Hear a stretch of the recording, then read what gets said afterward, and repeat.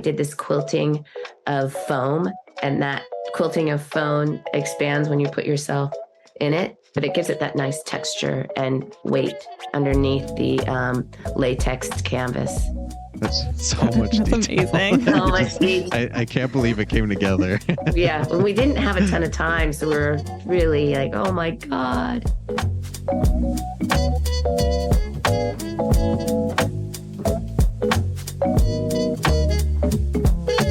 Hello and welcome to the Art of Costume Podcast. I'm Elizabeth Joy Glass.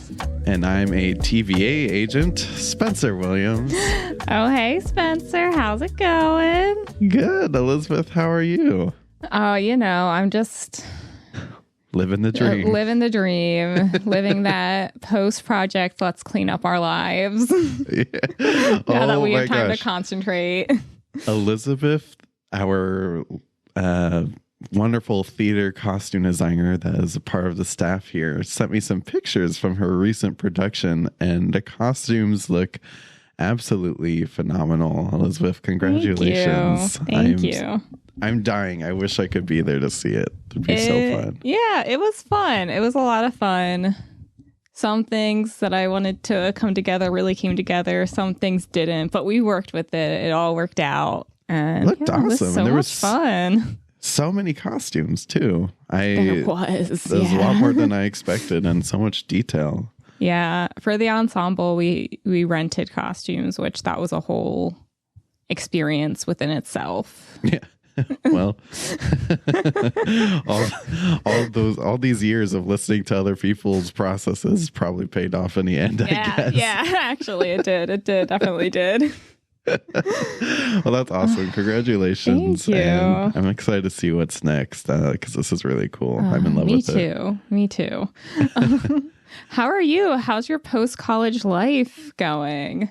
It's good. We were just talking behind the scenes. I still feel like I haven't come down from it. You know, I'm just like constantly anxious or stressed about things that don't exist anymore. So I'm just walking around looking for something to do. I've had to be talked off the ledge of just jumping right into a master's or a PhD. Just, Don't do it.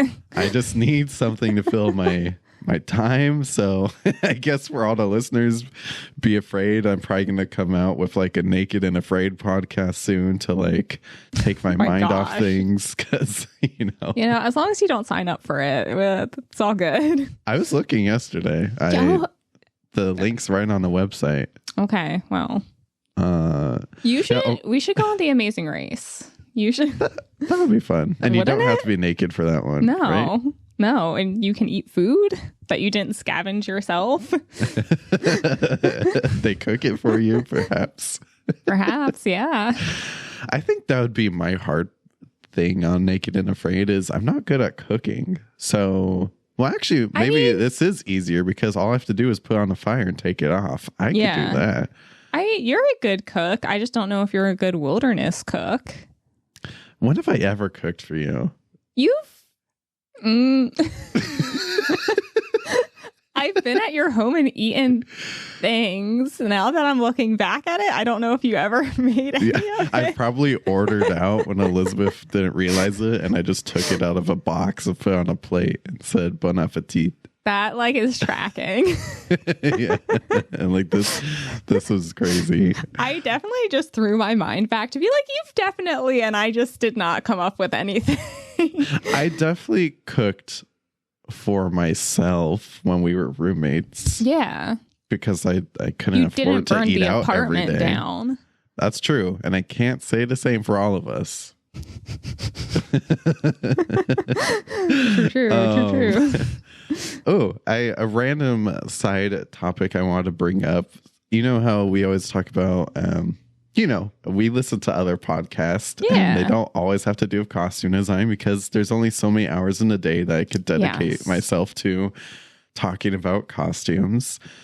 So I have a new favorite podcast called I've Had It with Jennifer Welch and Angie Pump Sullivan. And it's basically two ladies who just air grievances for 45 minutes. It's perfect. But why I bring it up is because I was listening to it, and at the beginning of every episode, do you know what they do, Elizabeth? What do they do? They start with a clap so that their editor could get their podcast in sync, like their recordings. Snaps. Like our snaps. I thought that was something Daniel came up with, and I was like, oh, other people do this too. We're industry standard. Yeah. Except every time you and I do a snap to align our vocal tracks, we struggle with our snaps like we have arthritis or something. I just think it speaks to our level of athleticism. But why don't we just clap? We could definitely do that from here on out. I don't think Daniel cares. I just felt like this is official business I had to bring up because they clapped and I was like, oh, I could clap. Why do we sit here and try to snap? And it usually takes us several tries. That's what he told us to do. I'm just following instructions. Daniel, please put this on the meeting notes. I would like to talk about a official clap. And we don't need to even... The audience doesn't need to hear our claps, but just know every week after week, we sit here and really try to get our snaps down. And it's just for what? All right. That's on the next meeting agenda, Spencer. Yeah. We'll talk about it. Oh, man. Speaking of all this corporate meeting agendas, the TVA had quite a agenda to get through in season 2 of Loki. Oh, yes, they did. They had to change that agenda a couple of times. Talk about some just like world shattering information they received on a almost daily basis there. Yeah, I mean, at least a weekly basis episodically. Elizabeth, this week we are talking about Loki once again, but this time we are getting into season 2. Yes. And I love Loki. This is such a good show. It was so good. And I don't know. I haven't heard anything about a season 3. And if there's not a season 3, they like wrapped it up perfectly. Oh, yeah. I'd be content with it. It was a really nice little like, here is the end of Loki with a nice little bow on it. Although the other day I was thinking like it'd be really cool if somehow like Thor dropped into the TVA. Right. And like just the shock on his face. I think that Loki like gave up his life to like literally save the universe and the timelines. Yeah.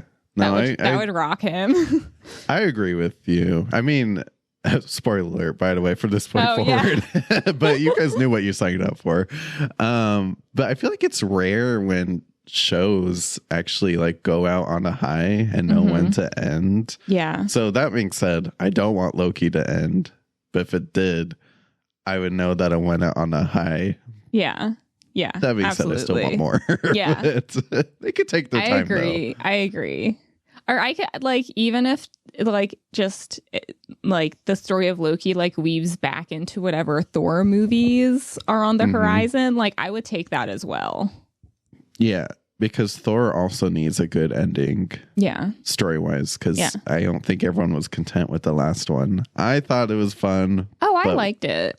Yeah. Yeah. But it's definitely not an ending, though. It's not an ending. But yeah, this is going to be an exciting episode because we have a special guest. But before we get into it, perhaps I will give us a little summary to catch you all up on what the God of Mischief has been up to. Yes.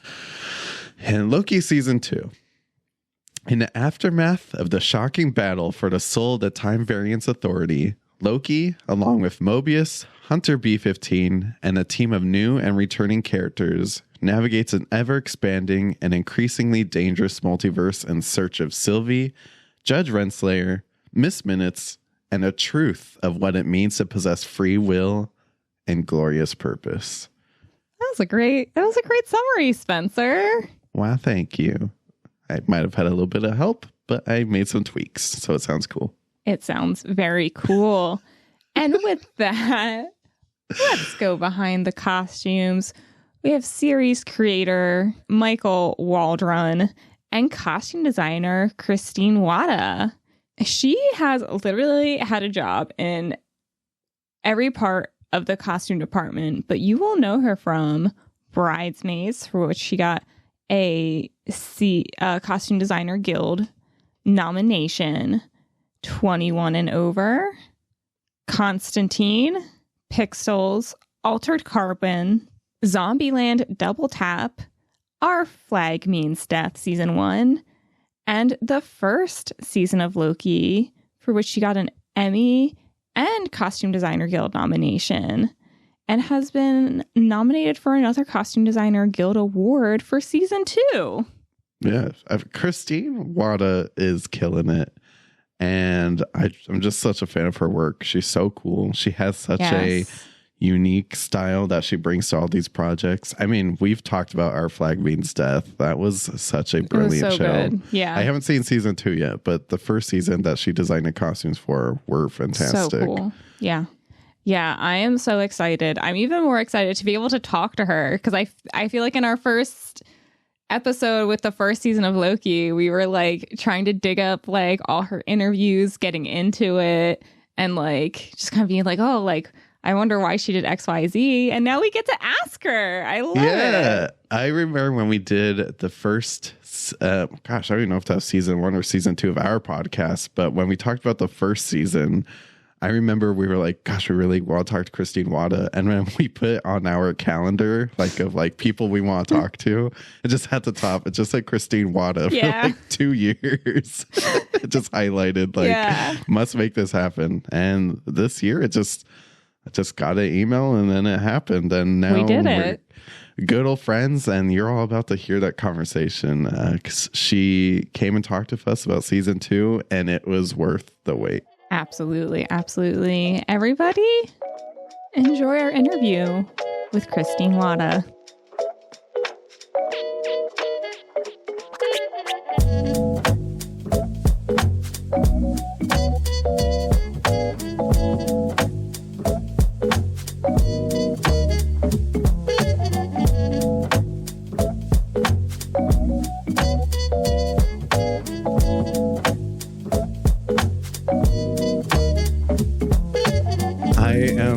Excited. Elizabeth and I have been dying for this interview for a while now.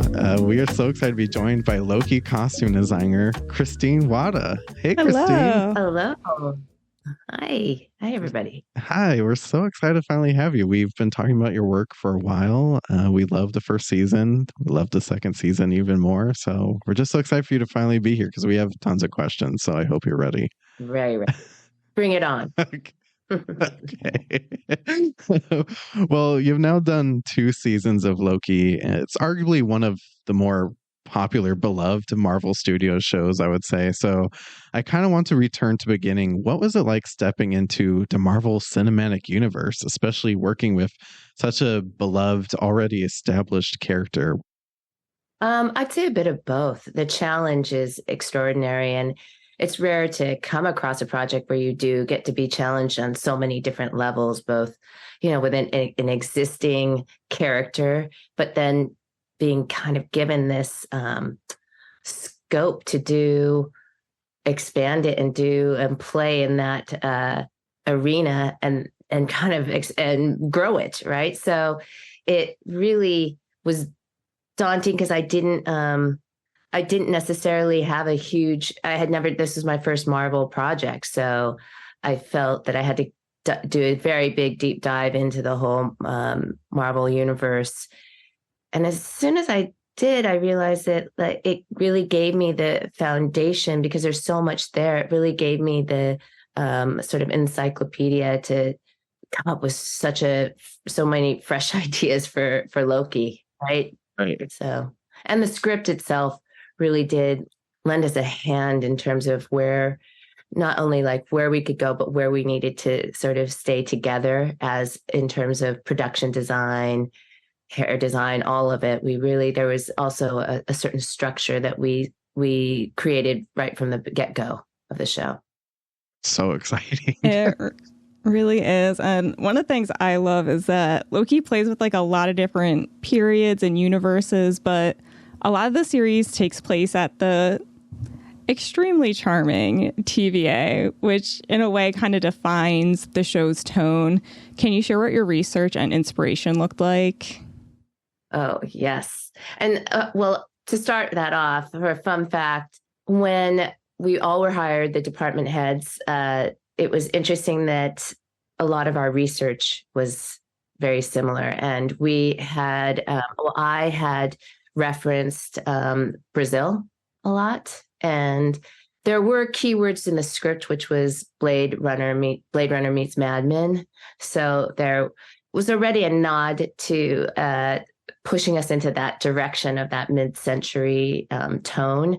But I'd say that, yeah, Brazil was a massive influence. We had a Tinker Tailor Soldier Spy was in there. We had, what else did I feel like it was a lot of architectural references were on my boards, like brutalist architecture, a little bit of mod.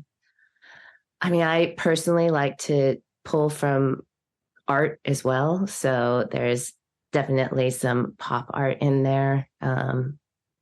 And there's a great book called Populux. So there I had a lot of sort of color references from that book. Yeah, I mean, it goes on and on.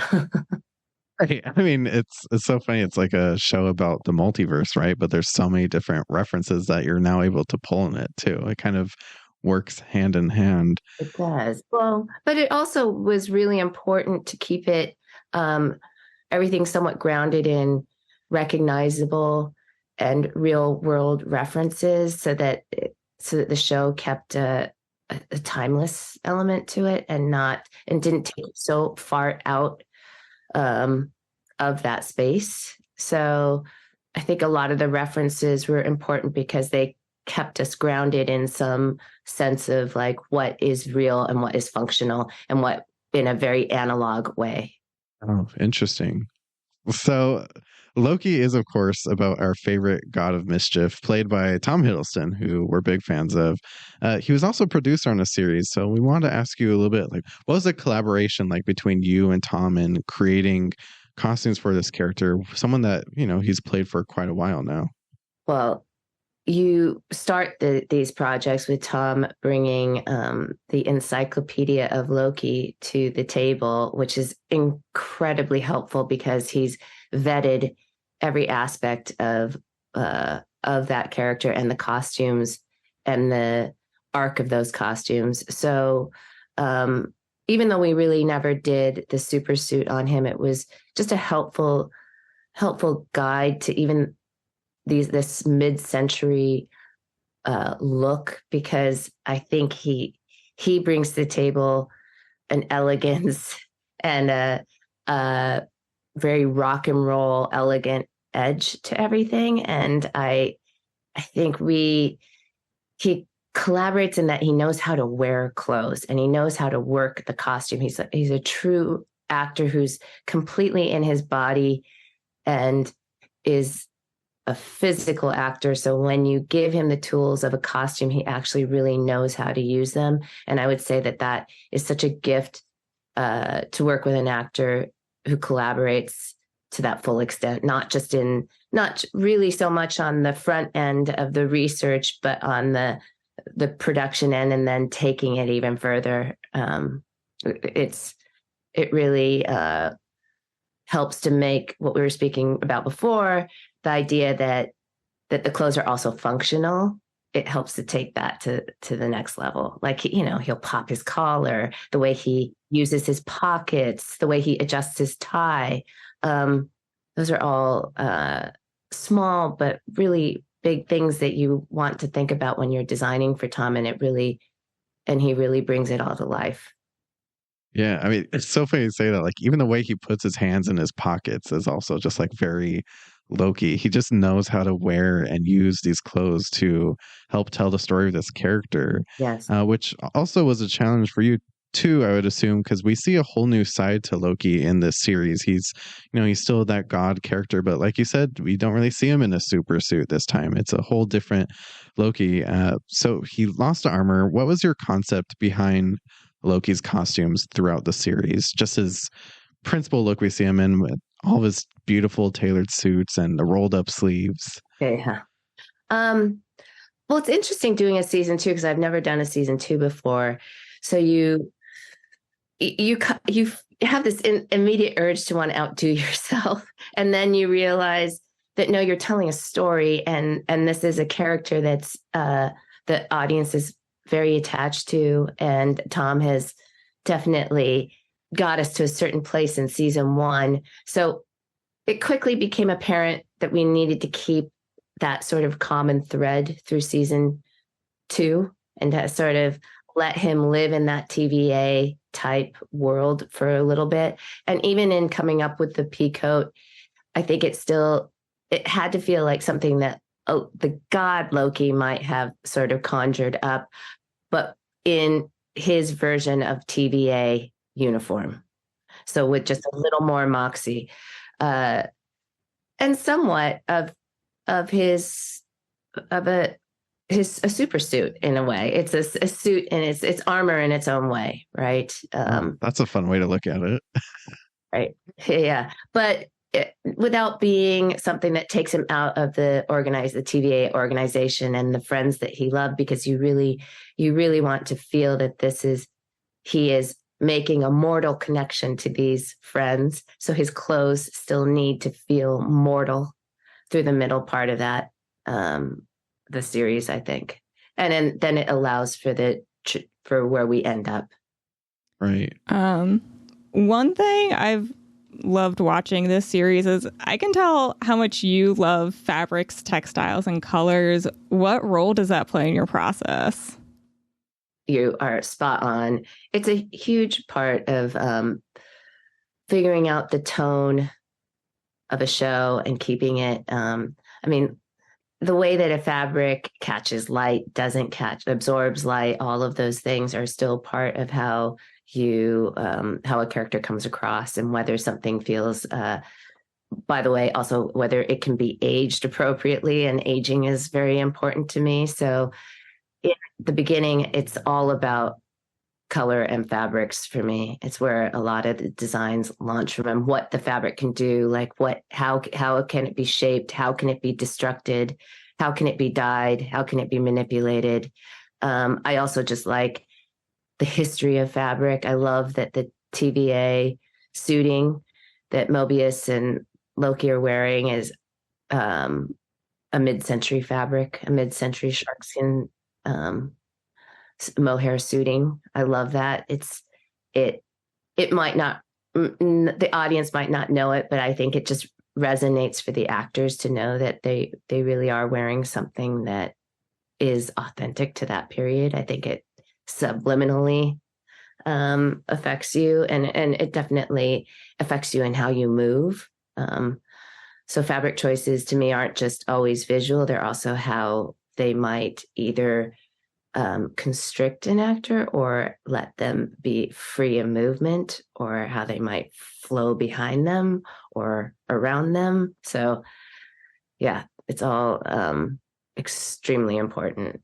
And the color palette was an interesting place to get to on this show, because originally it was hard to convince the powers to be to go with brown, because it's not necessarily a typical sci-fi color. Yeah. Right. But looking at research from that period and getting into that late 50s, early 60s, and those browns and those olives and those mustards and those oranges, and looking at Kazra's beautiful production design, it felt right. And it felt that the TVA employees needed to feel anonymous in that environment. So color choice became a big fighting point for me, because I thought it really lended itself to that autonomy of the TVA. Oh, that's so cool. I mean, it makes so much sense, especially with the brown. It just really makes them feel part of the uniformity of the TVA. It's really interesting. Going into season 2, one of our favorite characters is, of course, Sylvie, and she undergoes quite a significant development in this season. So how did you approach designing her costume to reflect her evolving character and journey, considering that she's starting to blend into society a little bit more, but there's still an armor to her as well, though? Yes. I mean, I'd say it's like a reluctant armor. I think that I think I wanted to show that she had carried that armor with her, but that it had gone through many iterations on its way there. So, and just things that were sort of a nod to the 80s and and also just destruction. We kind of ripped the whole thing apart and reassembled it and stitched it back together just so it felt like maybe in some rampage she destroyed it and then realized she needed it again. And the coat was, I really wanted to find something that still moved and felt heroic, but was 80s. And in the 80s, there was this kind of throwback to like Houndstooth and the rockabilly world a little bit. So instead of having to go to those big exaggerated shoulders and get really jokey 80s, I tried to keep it within the Sylvie colors, and I went more towards that 80s rockabilly look for her. And it also just let the coat have enough swing to it so that it gave her more of a heightened performance when she was doing any fights or stuff like that. Right. I really love that costume because I went to the Loki fan premiere and getting to see it up close in person, just seeing like the destruction, like the breakdown of it. She clearly, really, this was her favorite outfit, and you could just see all the little details and the breakdown of it all. It's definitely one of my favorite costumes. I'm curious if the acid wash jeans registered. I mean, I think that it was a little hard to see because there were going to be moments in the series where we would see more of those, and we sort of never got there. Right. Yeah. I don't know. I definitely see the silhouette of it. I think it does. It's just also like the TVA is so dark too, Yeah. So it does like blend in with, like you said, the uniformity of the TVA. But we're all looking at pictures right now the audience can't see, and I could see it in this light. Right. Yeah. Well, it's an interesting, I don't know. I mean, it's interesting to me. It could bore you, but when we decided to go with acid wash pants, and I realized that I need to make multiples, like 10 pairs for stunts and stuff, you can't make matching multiples of acid wash. So we ended up having to print acid wash, and we cut the pattern and we printed the acid wash on the pattern pieces, and then we put the pants together so that it all so all the different pairs of pants matched. Right. I can assure you that this does not bore us. We are the nerds that live for these sorts of details. So yeah, I mean, I thought there was also bobby pins on it too, I believe, on the armor. Yes. Yeah. Okay. All right. Lots of good detail. Speaking of detail, Elizabeth. This episode is so wild. So the third episode of season 2 has Loki and Morbius jumping into Chicago's World Fair in 1893. And suddenly it's just this incredible period piece, yet the costumes still have hints of their characters and personal styles. How did you pull this episode together? Wow. Well, where do we begin? I know, where do we begin? I mean, I'll just go all the way back to the beginning, that for sure it was like we treated the TVA. I really wanted it to feel as believable as possible, as real as possible, so that it didn't turn into goofy time traveling. Mm-hmm. But I think that what pulled it all together for me was figuring out the palette and the fabrics, like we were talking about before, and just keeping the palette really restricted, almost as if you were looking at a colorized black and white photo. Because I think in my mind, when I look at period, if I conjure up a period that wasn't like in this century, I sort of see them in black and white, or like colorized black and white. And I thought it would just really lend itself to seamlessly transition from the TVA, because it psychologically wouldn't be so jolting, like in terms of a color palette and being a very like restricted again. I thought it should be restricted again as the TVA was. So, and then finding like Tom and Mobius's fabric was, and even, Renslayer's fabric. Oh yeah. So difficult, believe it or not, and to dye that amount of yardage, and Tom's suit, you quickly would test the different greens, and you would see how it could pop too much and would just feel too vibrant, and just trying to get all these mid ranges. And there's something interesting to me about how those time periods where people didn't have as much choice is shadows the TVA. It's like this inability to have much choice. And in the 1890s, you can really see it when you do the research that people didn't have a lot of choice. So all the silhouettes really the same. A lot of the colors are really the same. There just isn't as much choice. And I really kind of wanted that to come across in the civilians. I also was interested in class structure at the World's Fair, because we were in the Midway, and the Midway did have a lot of class, different classes were actually allowed in the Midway. So, and the TVA was structured the same way. I was really trying to figure out ranking within the TVA. Oh man, it's such a beautiful episode. I remember when a trailer came out, Elizabeth and I were texting each other like, "This is the year we talk to Christine. We just have to." Yay. It just came out. I love the idea that it's like looking at a black and white picture, just in color. It just felt so real. It didn't feel like campy time travel, which is what made it so enjoyable.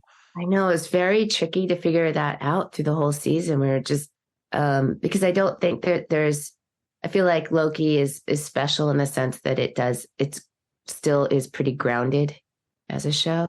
So yeah, for sure. So season 2 introduced Obi, played by the incredible Ki-Wei Kwan. His character is a master of technology and definitely fits into the TVA of it all. But his costume feels a bit unique compared to all the other TVA employees we see. He has his own thing going on. So we want to talk to you about Obi and what he has going on. Oh, I know. Isn't it just, I love Ki. So it really came from, we're in the lower section of the TVA now. And there was this sense that the lower levels should be backdated a little bit more from the upper levels of the TVA. So that makes sense. Right. Yeah. So it was a conscious choice to introduce a new palette a little bit. Of course, there's always the base of the brown, but adding in the mint and the greens to really establish a different level. And as we were speaking about before, this sort of hierarchy system. So his jumpsuit, his boiler suit, is really based off of a 1940s boiler suit, and you see like the buckle on the back and all the zipper, it's buttons, and the fabric is herringbone fabric, which a lot of those old boiler suits were made out of, that twill, that herringbone twill, and the patches were, I will say, Ki had a lot to say about wanting some patches. Of course. But it was tricky to not have it look too campy as well, or cutesy, because he brings so much character to that. His performance is so sweet and so lovable that you almost just we had to take a lot of patches off of it, essentially, because it sort of became too much quickly. Right. And also I think there's an underlying idea too, like, it goes without saying, we love Ki-Wei Kwan, and going all the way back to the Goonies, where he also plays another technology type character. So you don't want to lean too close to that either. It wants to feel individual and unique. Absolutely. Yep. I mean, am sad that we didn't get to see the tie from the flashback more, from him back in time more, because we based that in a 1940s tie, and I loved designing that. I love those 1940s ties, but you don't really get to see it very much. Oh, well, you could always just send pictures to me and Elizabeth in our emails, and we'll look at them with you. So when I was at Comic-Con this year, I got to see the TVA spacesuit. Oh, you did? Well, I don't know if spacesuit's the right word for it, but the TVA big suit. I'll call it a spacesuit for just this podcast. And I was blown away by the construction of it. And it actually reminded me of another favorite costume of mine from the 1979 Alien, where they kind of do like this big samurai type inspired spacesuit. I was just really fascinated by this construction. So I'd love for you to be able to talk about this suit. It is so interesting to look at. Oh my God. I'm glad you got to see it up close, because I think the texture of it was a success. Getting to the volume, I mean, it was very difficult, and working with a shop that is incredibly talented in-house, but very used to doing the slim super suits. So trying to convince your specialty shop to do this scale and make something so awkward, and to also go against everything that you generally want to do in a, say, superhero suit, which is make it functional, make it so they can do stunts. I just wanted this to be as like awkward and uncomfortable to wear as possible without them suffering, right? Which is a big deal, because I care a lot about the actors being able to be comfortable heat wise, and weight wise. So I mean, I think we probably went through like 20 versions to try to get it up to this size, but really the clincher was, I knew I wanted to make it modular, because that way in between takes, they could cool off. So the scale of the chest, we just weren't getting there without it collapsing. And I just remember standing with this costume for hours, and all of a sudden I clicked that if I made that armhole, the ring, really big, and I made it something that could swivel off, so that we could take it off between takes, so they could cool off through that, it would actually allow me to get the circumference of the suit, and it would hold the circumference in shape and keep that volume. So I think that was a real turning point in figuring out the construction of this costume. And there are these concentric rings inside of the legs and the sleeves to keep everything expanded and cylindrical in it, because really when you move an arm or a leg, things want to collapse in when they're that size. Seems like an impossible challenge, but you all pulled it off. It's so funny, because so many people have asked me if it was all CGI in the show. What? And it was actually almost all practical. And that was the aim of the show, first and second season, is to try to, as we said, analog, to try to do as much in camera as possible. So there's actually the aged suit. We did an aged one. That's real aging in the show, and it's predominantly the suit itself, and the fabric. The reason it has kind of that density to it, I found these great 1950s scuba suits where they do this quilting. They did this quilting of foam, and that quilting of foam expands when you put yourself in it. And so these are all on little 8x12 looms. It's quilted in this channel quilting, but it gives it that nice texture and weight underneath the latexed canvas. That's so much detail. That's amazing. So much detail. I can't believe it came together. Either. And we didn't have a ton of time, so we were really like, oh my God. Yeah. How many do you think there were? And we only could make 4. Well, 5. Really. Oh, okay. Yeah. All right. Because I kept turning into spaghetti, I'm guessing. So. Yeah. there was, yeah, 1, 2, 3, 4. Yeah, 5. Yep. So there was a hero one that was not spaghettified. And then there was a spaghetti semi on its way to being spaghetti suit. So. Oh, wow. That's incredible. Oh, what was also incredible was the finale for Loki called Glorious Purpose. Incredible. It ends with this really beautiful scene of Loki taking charge of his life and destiny, which in turn saves the lives of his friends. And his costume returns to this godlike form that we've seen before. Could you tell us a little bit about this look? Yes. Well, fun fact is that the cape was one of the first samples I tried on Tom, like months and months and months before we started shooting, because I wanted to know how he felt about something very flowy and organic. And I wanted to see how he would move in it. And he instantly was attached to that feeling of something. Because you've always seen Loki previously very armored up. So there was a intent here. My intent was to have it feel humble and to have it feel godly, but humble. The crown, somewhat of a burden. I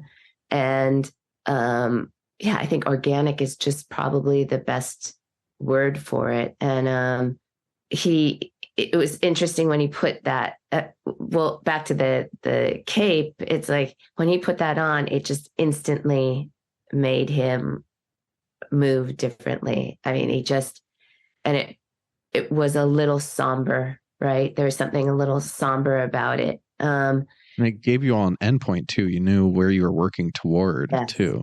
Yeah. And we tried so many other versions of a cape, by the way, so many different things. But the front of that is actually quilted and then has like little embroidery points on it, like a king's cape, because I did want there to be a little bit of a nod to a king. But yeah, it was, those horns were no joke. They're huge. And they were really hard to keep on.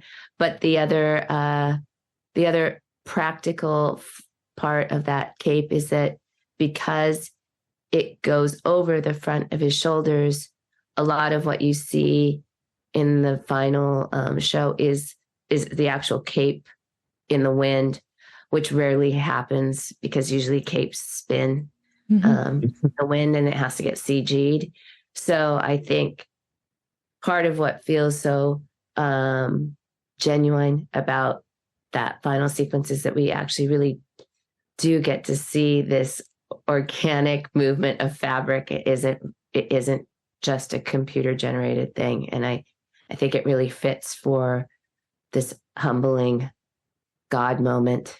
Right. And the shoes were an interesting thing too, just to keep it, like to see skin, I thought would be kind of important, like to show a little bit of vulnerability and to make sure that we didn't get into the God of armor and we got into the God of like humble purpose. I love that. I love that. Looking back on Loki and all of the love from the fans who continue to discover and rewatch the series, I'm about to go rewatch it. What does this mean? What does this series mean to you? Wow. I just think it was one of the best journeys, both collaboratively, creatively. I'm so inspired. It made me so reinvigorated about costumes and what we can do and how it can be this incredible, like you're never done learning. Yeah. Mm-hmm. I wish that I could just always work with this team. I wish we could just take on new challenges all the time, because I think it taught me that with the right people, you can really tell a story, care about the content, and care about how it looks and care about characters and also have some glamour and glitz. I think it's like really just a perfect converging of time and talents. Makes sense for the show. It really does. It really, I think there was a moment in the show where we all just knew we were doing something special. First season. Yeah. I mean, it's beautiful. It's definitely one of, if not my favorite Marvel series, and it's just beautiful. And I'm sad it's over. I kind of, still, I haven't fully accepted that it's over. I'm hoping maybe we get something again in the future. But for now, I'm just excited that we get to just rewatch a show. And it's just so fun to watch. And a lot of that is due to your and your team's incredible costumes. So thank you so much for talking to us about them. And congratulations on the CDGA nomination, congratulations. too. Oh, thank you. So well deserved. Before we let you go, though, we asked you behind the scenes if we could ask this one question, too. We are also big fans of your work on Our Flag Means Death. We did a podcast about it.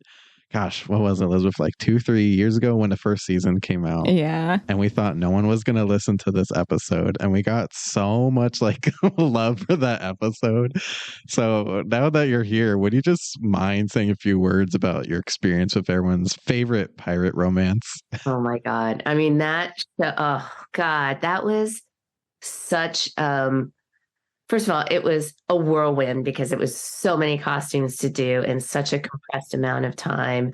And the turnover in that is so different than doing, say, Loki, right? Like you're doing a new episode every 10 days. And, but it was kind of the perfect marrying of research for me because I do kind of have a East Village history. So it was like 80s East Village. A lot of my references were from like the music scene and the art scene and the world of the, 80s East Village mixed with pirates. And it was like, just go for it, Christine, just go for it and be anachronistic and be playful and have fun.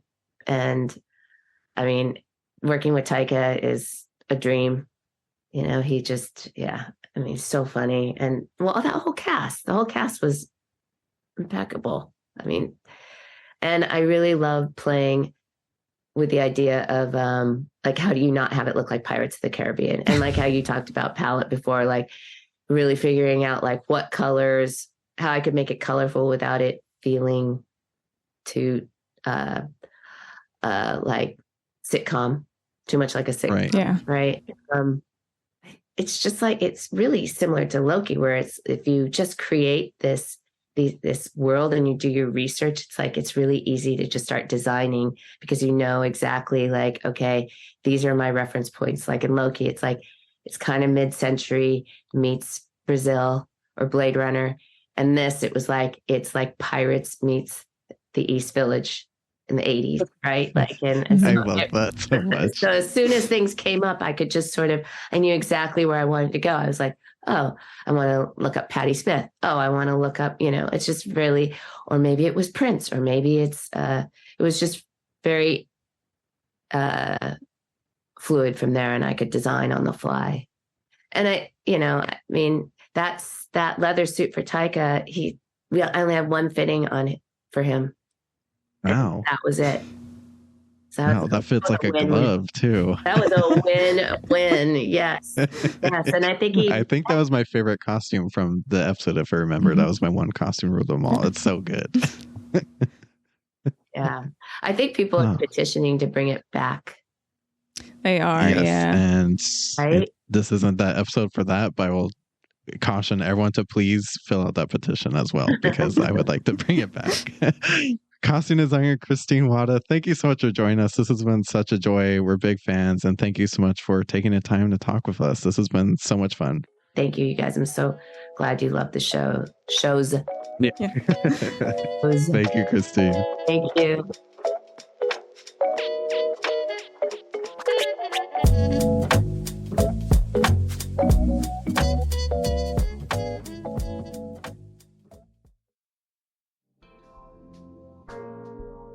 Hi, this is Dan, audio engineer of the podcast, here to let you know that if you wanted to support the show, you can head over to theartofcostume.com/podstore. There you can buy some awesome TeePublic merch with the podcast logo, such as a shirt, coffee mug, stickers, and of course, a baby onesie. Thanks for all your support.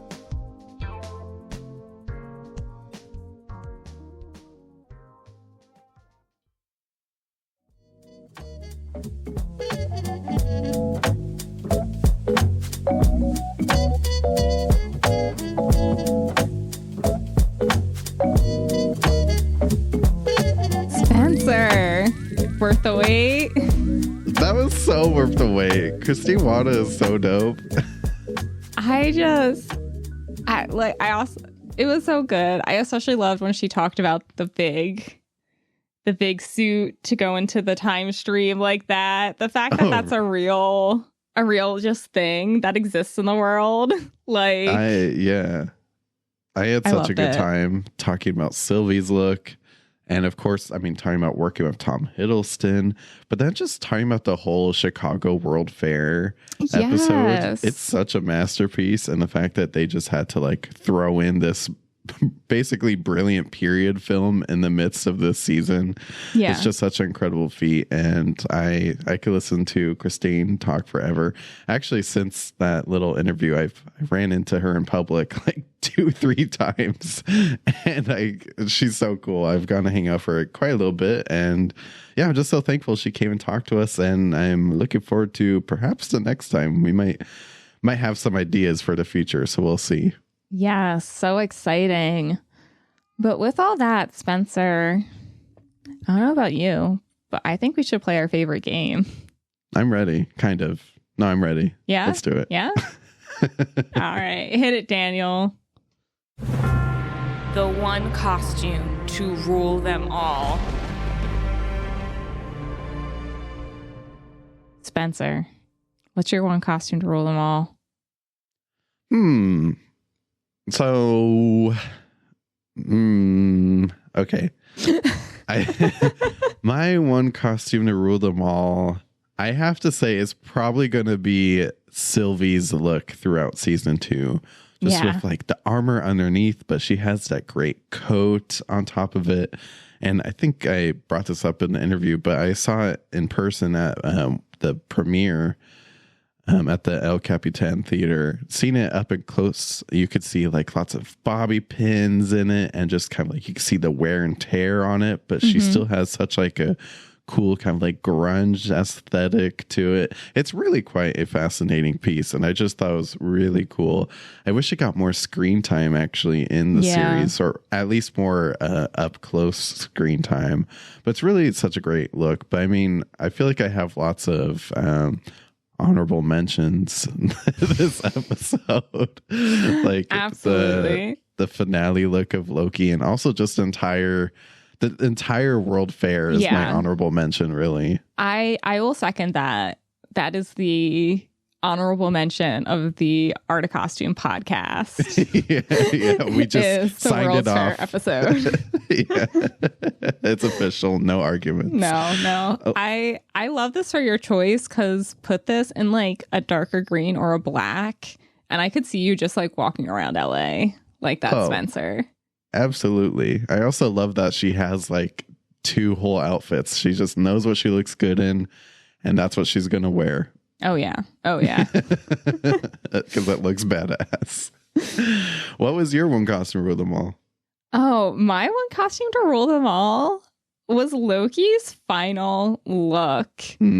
I thought it was so cool, like, especially like the way it like fluttered in the wind and like was like whipping around him, like the horn crown, which I'm like, this is like the ultimate version of every like horned crown he has had up to this point, because he's had several. And it was just so cool the way it worked with the environment he was put in and like the special effects. I was like, this is just like a tiny little masterpiece. And then he sits in the chair, and the way it just like all like falls around him, I was like, yeah, this is this is Loki to the max.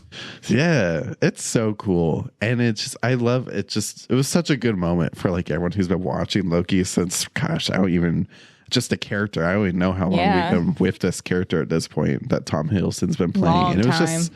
just such a great moment. And I love that as he becomes this, you know, God with his, you know, ultimate glorious purpose. Mm-hmm. I almost feel like his costume kind of harkens back to like the actual mythology of Odin as well, too. And that really translates into him as he sits down on this throne or chair.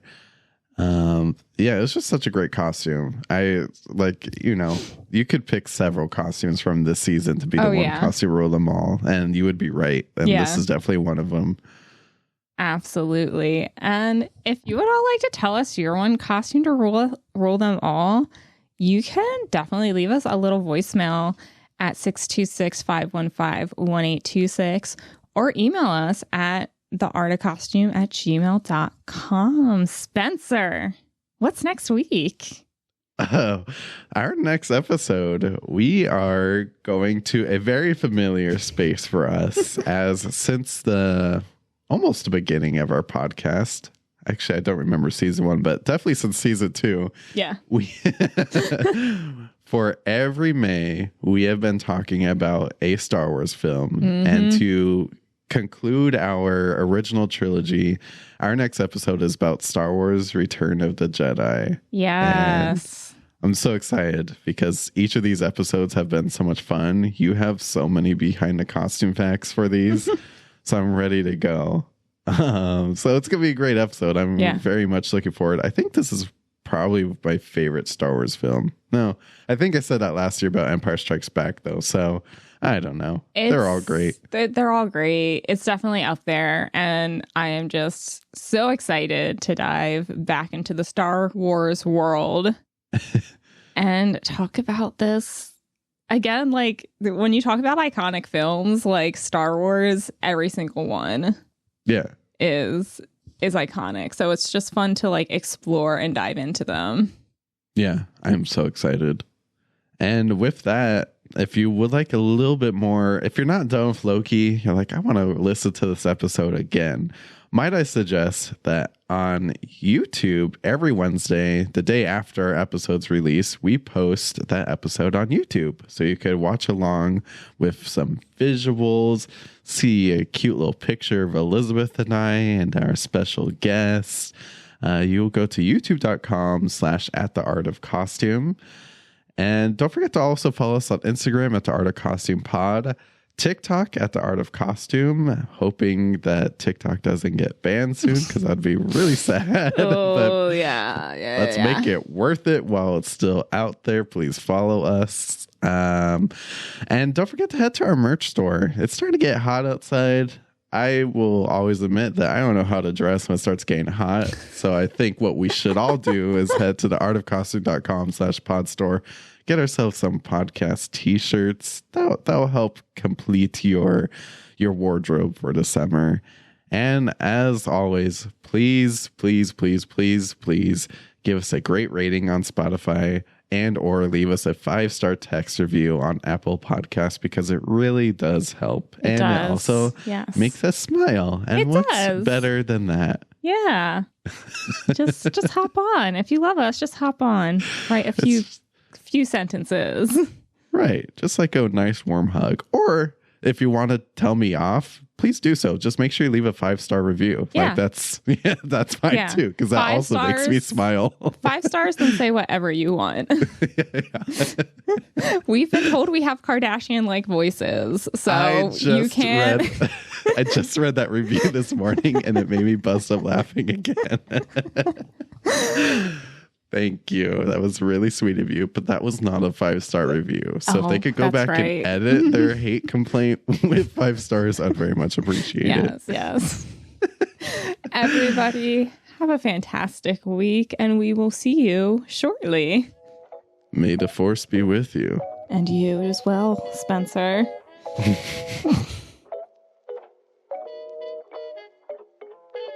The Art of Costume podcast is hosted and produced by Elizabeth Joy Glass and Spencer Williams. Our audio engineering and editing is done by Dan White. Follow us on TikTok at The Art of Costume and Instagram at The Art of Costume Pod. If you want to support the show, go to theartofcostume.com/podstore. For more podcast updates, costume reviews, deep dives, and interviews, go to theartofcostume.com, a blog dedicated to highlighting the best in costume design.